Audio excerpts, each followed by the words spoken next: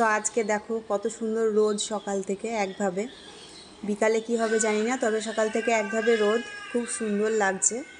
আজকে তো আমার জামা কাপড় নেই, আজকে বেশি অল্প একটু আছে, অসুবিধা হবে না। রোদও উঠেছে। তো চলো আমি আজকে দুপুরে কি কি রান্না করেছি চলো তোমাদের সাথে শেয়ার করি। তো গুড আফটারনুন ফ্রেন্ডস, তোমরা সব কেমন আছো? আশা করছি ভালো আছো, আমিও ভালো আছি।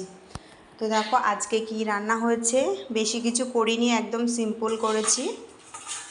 এই যে এখানে উচ্ছে দিয়ে ডাল অল্প একটু করেছি, আমার লাগবে না, একটু বরমশাই আর কি ডাল ছাড়া খেতে পারে না, তো ওর জন্য ডাল। আর এখানে হচ্ছে এই যে আলু পেঁপো দিয়ে আর কি তরকারি, কলাইয়ের ডাল ভেজে খেতে খুবই সুন্দর হয়, রসুন দেওয়া আছে। আর এখানে আছে জ্যান্ত রুই মাছের ঝোল, এই যে আলু পটল